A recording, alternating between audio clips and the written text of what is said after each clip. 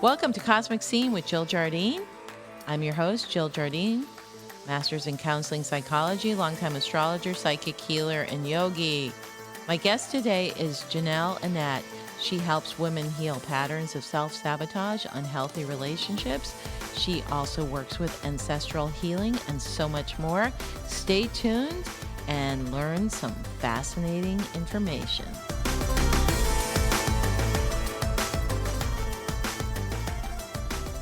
Welcome to Cosmic Scene with Jill Jardine. In this episode, my guest is Jenelle Annette. Jenelle helps women to heal patterns of self-sabotage and unhealthy relationships so they can be confident, authentic, and attract healthy love. She founded a program called Alchemy, which has a focus in helping single women to be in a healthier relationship with themselves so they can attract high-quality relationships and end unhealthy romantic patterns. Jenelle worked with rising women as a facilitator and does work on her own. She has so much to share about relationships and ancestral healing. Welcome, Jenelle. So glad to have you here on Cosmic Scene. My listeners are excited to hear what you have to share. Yes, thank you so much for having me. It's such a privilege. Our pleasure. Okay, well, I can just get right into it. So I wanted to just bring some or open some conversation today around how deeply our ancestral themes and patterns and wounding actually play into our day-to-day life, because I think it's something that people are relatively disconnected from. You know, they don't really think about how many people came before them and how that might actually have a really great impact in the way that they show up today. So that's what I wanted to dive into. That sounds great. Some of my listeners may not even understand what you're talking about ancestral patterns. I mean, as I know it, it's what's in your DNA that you may not even be aware of. It's stored in the subconscious. But what would be an explanation for somebody who's hearing this term for the first time? Yeah, absolutely. I mean, any kind of pattern or theme that was really prevalent in your with your ancestors might be playing out today, and I'll speak to a little bit of like how this might happen and how this might show up. So obviously, if a few generations back some kind of trauma or something happened, it would influence the way that ancestor would behave, right? So if they were raising then children, a lot of that stuff gets passed down behaviorally. And then of course that also influences the way that that child grows up and sees themselves. And then, you know, again, as they turn into a parent, it influences that. So behaviorally, it's very clear that when things happen, even if it's many steps back down the line, it influences the way that they see the world, see themselves, and behave. And of course, the defense mechanisms that they build, right? So if anyone's been through any kind of trauma, and we all have to varying degrees, but we all develop different ways to protect ourselves from not wanting to experience that again. So as much as that is helpful in the moment, it can be kind of painful later down the line.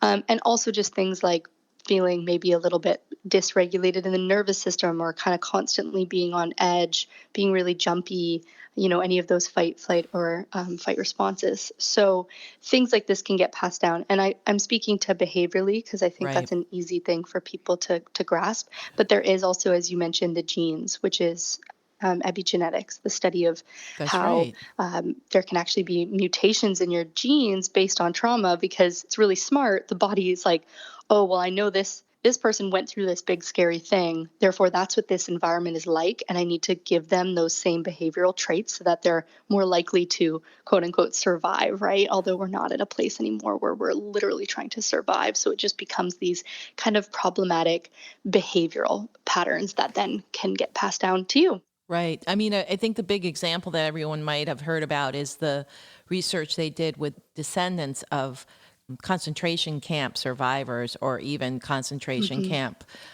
in Germany and elsewhere. The descendants have certain predispositions to anxiety and, again, the fear and fight or flight and other manifestations that can be tracked back to what happened to their ancestors in the concentration camps. Yeah, absolutely.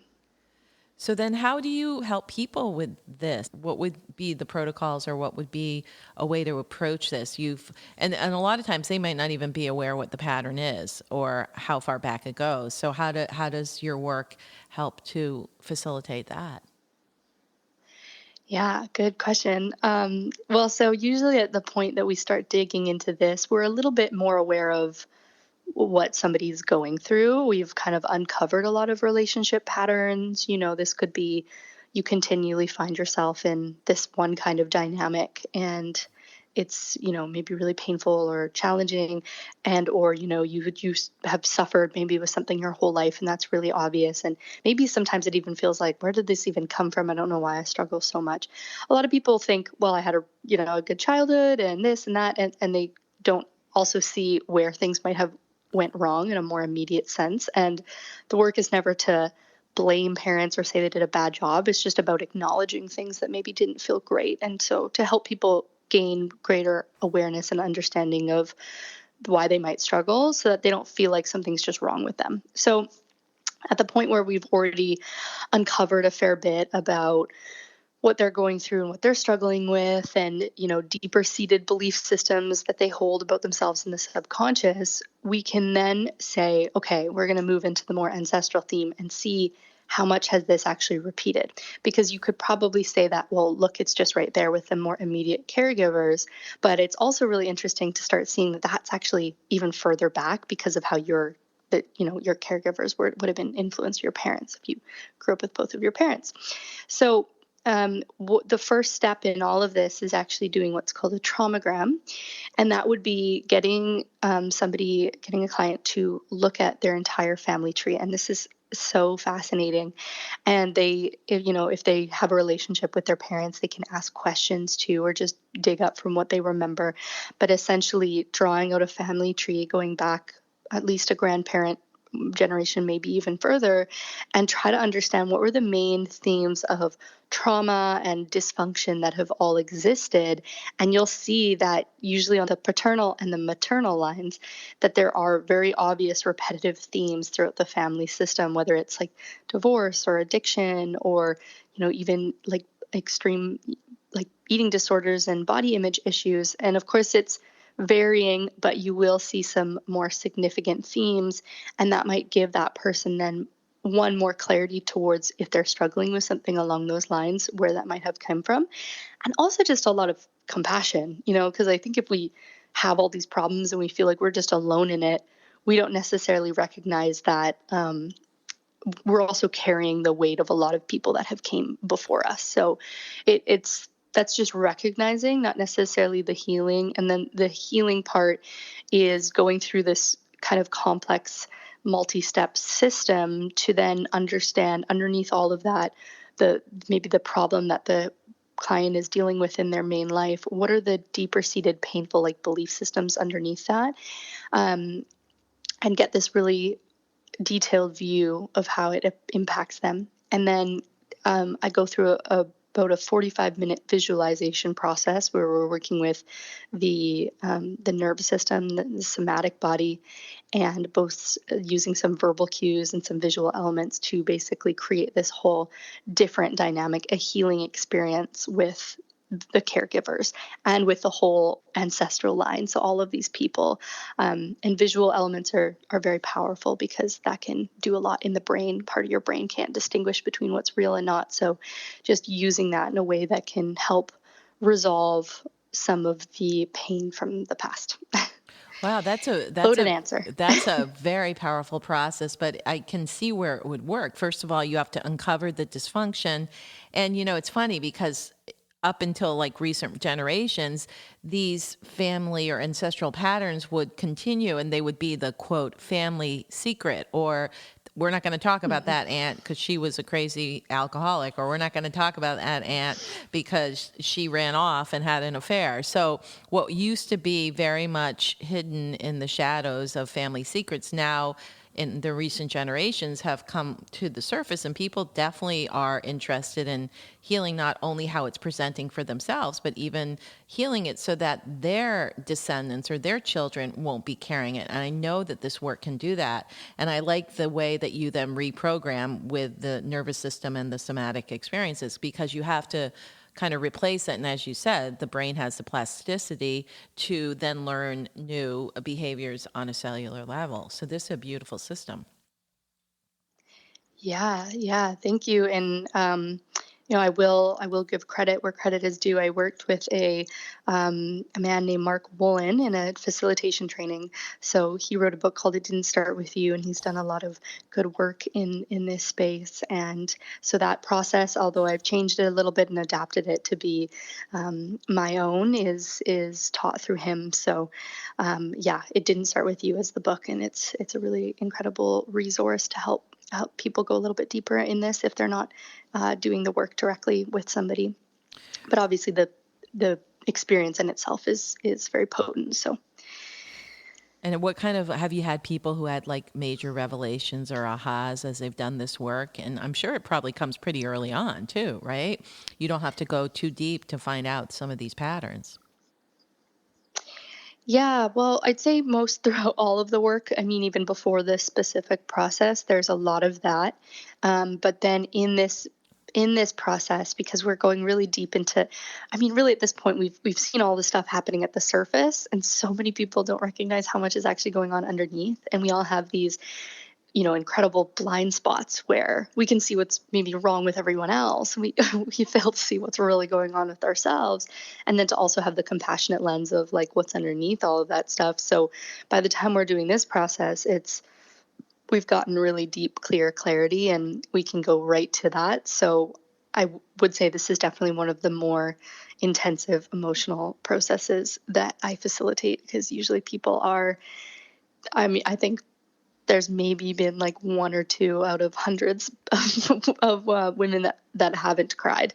And I'm not even sure if that's true. They might have like had a tear up or a little bit, and they still had a powerful experience. So it definitely cuts deep, because we've done the work beforehand to figure out like what needs to happen in this healing experience and this visualization to create that. And then there's also integration activities as well to continue working with the mind and visual elements as well.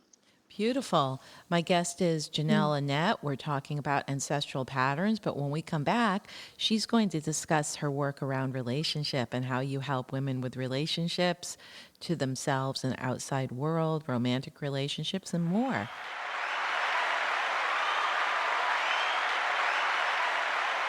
Welcome back. My guest is Jenelle Annette, and we're going to discuss relationships and what people may or may not be aware of when they engage in relationships, and the kind of work she does with women to help them understand the whole dynamic. Hi, Janelle. Hi. What would you like to share with my listeners about relationships and all that goes with that?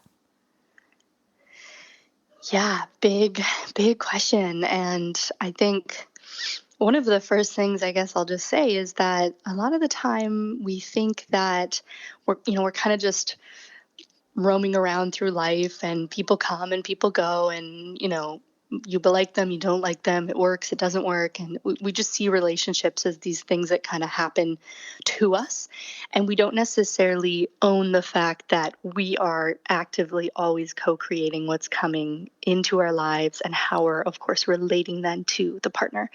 So a lot of the work I do is about getting to know that subconscious mind, the 95% of our brain functioning, what's actually guiding our ship, because consciously we think we're making choices and decisions, and we're actually not. And once we start to really understand that, we become a lot more empowered to change, right? That's just kind of like, oh, I know this thing isn't good for me, or this person isn't good for me, but you just keep going back, and for some reason you feel like, why do I keep going back to this person, or why do I keep reacting in this way, or whatever it is.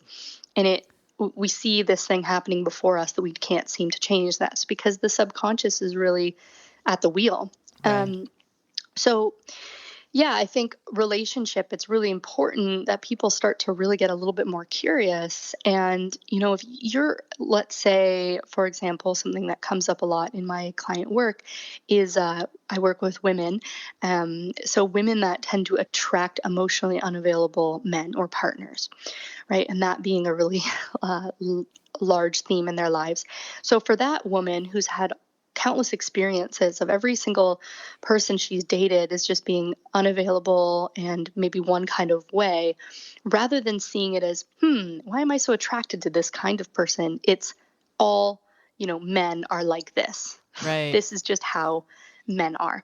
So then we really identify with our belief systems without actually realizing that there's a vast array of like different kinds of people and humans with different emotional capacities, yet that one person is so drawn to that kind of person. So it's this confusing thing where it's easy to externalize and say, well, it's all about them, when in actuality it's something going on within you. Right. Like the women say this all the time. Why do I keep picking this type? Well, you're not doing it Mm-hmm. consciously, but your subconscious is magnetic to that type who probably isn't too good for you. But yeah, so I could see where you could help them when they unravel why are you doing this? No, even though to your best intentions you're not trying to.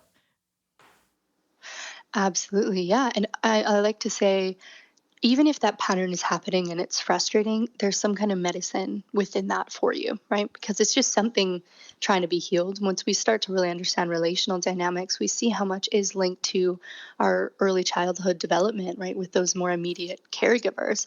So, like, there's some kind of missing need essentially. There's something that you were looking to get from a True. parent that you're now looking to get from a partner. You're still trying to get that need met.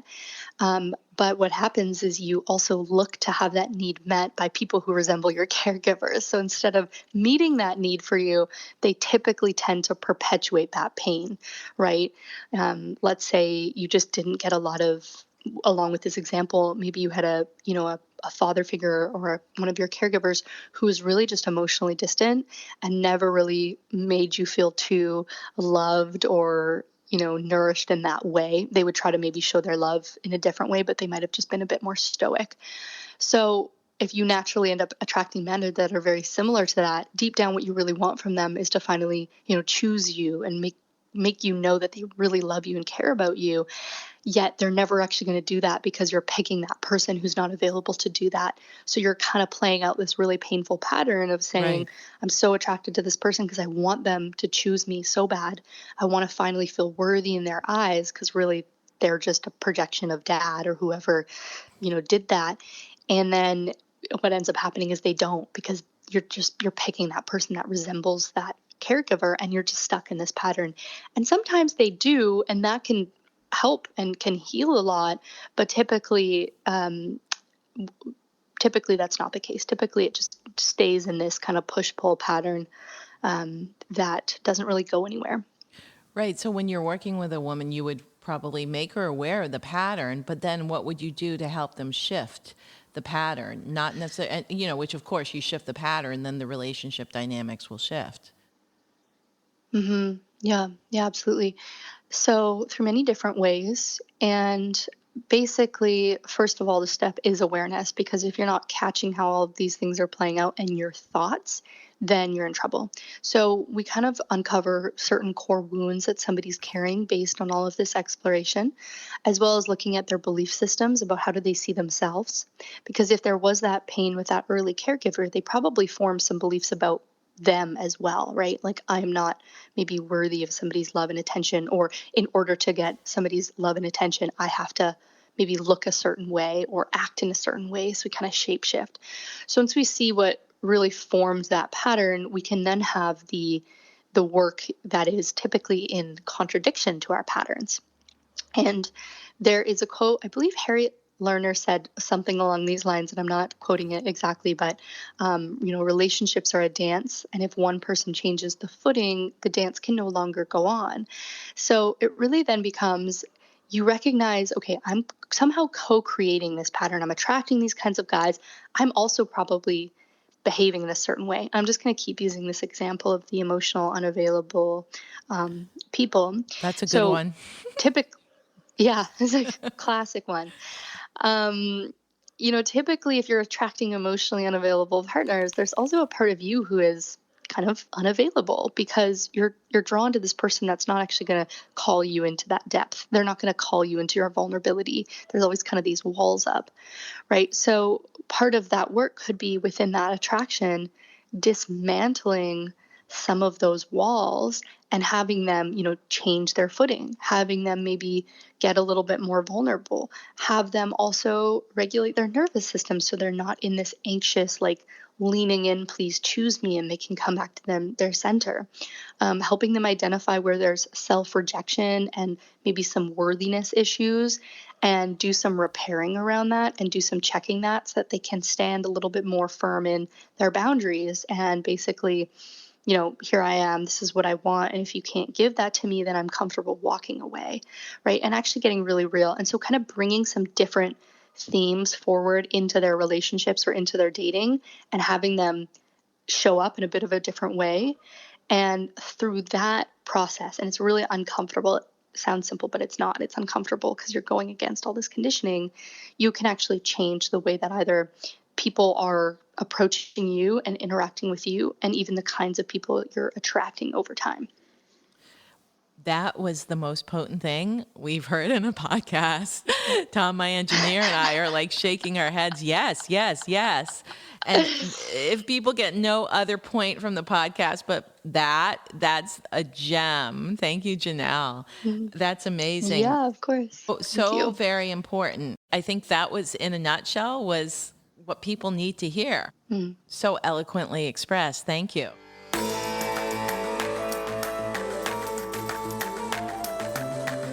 I hope you enjoyed this episode of Cosmic Scene with Jill Jardine with my guest, Jenelle Annette.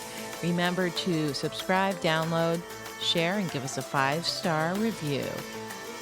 Sending ancestral healing energies through the quantum field.